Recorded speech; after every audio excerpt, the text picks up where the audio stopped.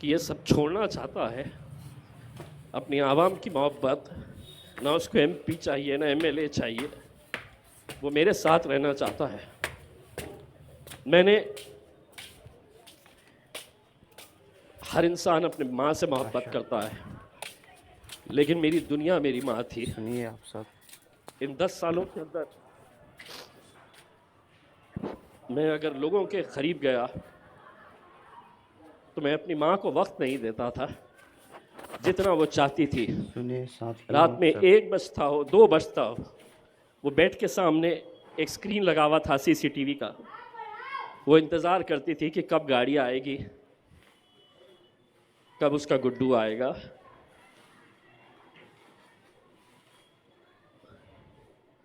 दोस्तों,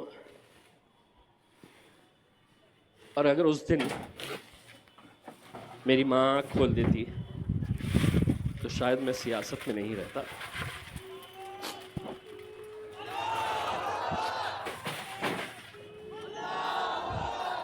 क्योंकि दुनिया में तुम हर चीज़ पा सकते हैं, दौलत, शोहरत, नाम, हर चीज़ तुम्हें मिल सकती है।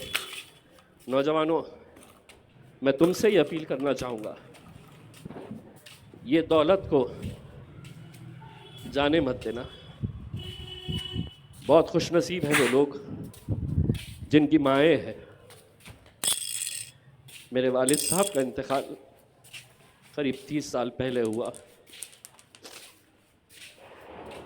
तो मुझे बड़ा, एक भाई की हैसियत से, नतीजा कुछ भी आए, एक बात यहाँ से ज़रूर लेकर जाना, मुझे वोट देना नहीं देना, मुझे इतना अफसोस नहीं होगा, लेकिन कभी किसी की माँ मिल जाए मुझे और वो मुझसे अगर ये कहे कि बेटा तुम्हारे बोलने की वजह से हमारा बेटा अब हमें मोहब्बत से देखता है, गले लगाता है, प्यार करता है, तो मैं समझूंगा इसमें मेरी जीत है मेरे भाई।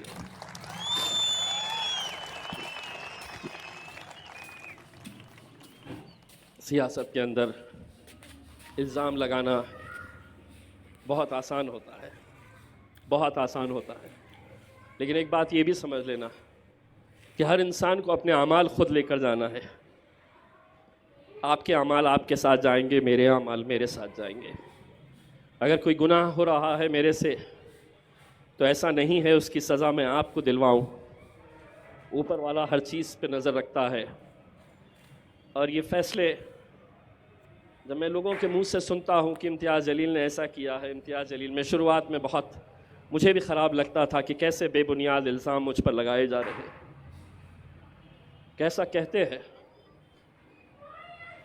अलग अलग तरह की बातें जब मैं सुनता हूँ, कहीं ना कहीं मुझे भी लगता है कि चलिए ये बोलने वाले कितने होंगे, 10 लोग, 20 लोग, 25 लोग, 50 लोग, 100 लोग हो सकते हैं, 200 लोग हो सकते हैं, लेकिन अल्हम्दुलिल्लाह इन 10 सालों के बाद भी अगर इनकी मोहब्बत में कमी नहीं आई है तो मुझे उन 100 लोगों की परवाह नहीं है मेरे भाई। मैं आप लोगों की मोहब्बत के सहारे, मैं आप लोगों की मोहब्बत के सहारे, यकीनन इस इलेक्शन के अंदर जो भी हो, आप जीतेंगे या आप हारेंगे, लेकिन औरंगाबाद वो मुकाम है कि जहाँ पर हमें इस बात का फ़ख्र है कि हमने एक इत्तेहाद की मिसाल यहाँ पर क़ायम की है। यहाँ से हम एमएलए जीते, यहाँ से हम एमपी बनकर गए, पूरे हिंदुस्तान को दिखाए हमने कि हमारा इत्तेहाद क्या हो सकता है। किसी की नाराज़गी इम्तियाज़ जलील से अगर हो सकती है तो इम्तियाज़ जलील के ख़िलाफ़ आप फ़ैसला लें, लेकिन मेरे छोटे भाई नासिर सिद्दीकी का क्या कसूर है? नासिर सिद्दीकी के लिए क्यों नहीं आवाज़ उठाई गई? हम जीत रहे हैं मेरे भाई, इंशाअल्लाह नासिर सिद्दीकी औरंगाबाद से एमएलए बनकर ज़रूर जाएगा मेरे भाई, ज़रूर जाएगा। बस आप लोगों से इतनी इल्तिजा करना चाहूँगा कि 20 तारीख के दिन अगर हमारा वोटिंग परसेंटेज अगर 80% से कम है तो आप समझ लीजिएगा कि 23 तारीख तक इंतज़ार करने की ज़रूरत नहीं रहेगी। हमारा फ़ैसला 20 तारीख के दिन ही हो जाएगा, क्योंकि उन इलाक़ों के अंदर जिस तरीक़े की वोटिंग की तैयारियां की जा रही है, 5 महीने पहले लोकसभा का जब इलेक्शन हुआ तो 30%, 22%, 52%,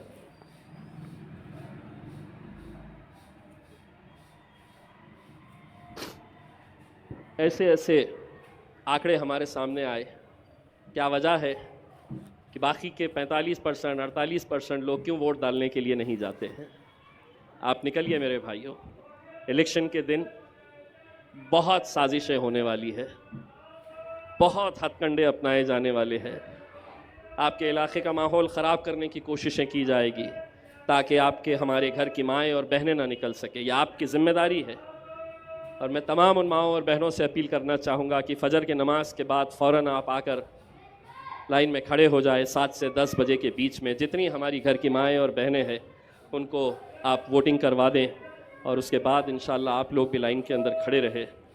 बस जाते जाते फिर से एक बात कहना चाहूँगा, मेरा यकीन बहुत है इस बात के ऊपर, तो इज़्ज़ मंतशा तज़िल्ल मंतशा, इज़्ज़त का और ज़िल्लत का देने वाला खुदा है मेरे भाइयों। बहुत बहुत शुक्रिया, जज़ाकल्लाह। मैं आप लोगों की मोहब्बत के सहारे यकीनन इस इलेक्शन के अंदर जो भी हो, आप जीतेंगे या आप हारेंगे, लेकिन औरंगाबाद वो मुकाम है कि जहाँ पर हमें इस बात का फ़ख्र है कि हमने एक इत्तेहाद की मिसाल यहाँ पर क़ायम की है।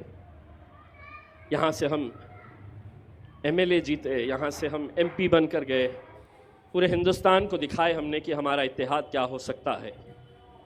किसी की नाराज़गी इम्तियाज़ जलील से अगर हो सकती है तो इम्तियाज़ जलील के ख़िलाफ़ आप फ़ैसला लें, लेकिन मेरे छोटे भाई नासिर सिद्दीकी का क्या कसूर है? नासिर सिद्दीकी के लिए क्यों नहीं आवाज़ उठाई गई? हम जीत रहे हैं मेरे भाई, इंशाअल्लाह। अस्सलाम वालेकुम साथियों। नासिर सिद्दीकी जैसा औरंगाबाद आपने से सुना साहब का MLA बयान बनकर ज़रूर जाएगा मेरे बयान भाई। को देते हुए वो भावुक हो गए, उनकी आंखों में आंसू आ गए अपनी माँ को याद करते हुए। 2022 के अंदर उनकी माँ का इंतकाल हो गया था। उसके बाद वो बहुत ज़्यादा गमगीन हुए क्योंकि उनकी माँ से वो बहुत मोहब्बत करते थे। हर इंसान अपनी माँ से मोहब्बत करता है और माँ के दुनिया से जाने पर तकलीफ़ होती है, रंजीदा होता है। इम्तियाज़ जलील साहब बयान के बीच में इसीलिए गमगीन हो गए, उनकी आँख में आंसू आ गए।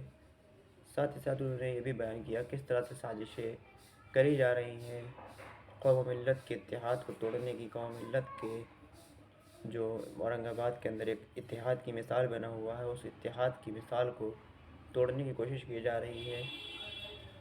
लेकिन इंशाअल्लाह अल्लाह ने चाहा तो आवाम मुत्तहिद होकर, मुनज़्ज़म होकर मजलिस के उम्मीदवारों को वोट करेगी। मजलिस के दोनों उम्मीदवार इम्तियाज़ जलील साहब और नासिर सिद्दीकी साहब इंशाअल्लाह औरंगाबाद के अंदर से कामयाब होकर आएंगे और औरंगाबाद का इत्तेहाद कायम रहेगा। औरंगाबाद के इत्तेहाद की मिसाल इसी तरह से कायम रहेगी।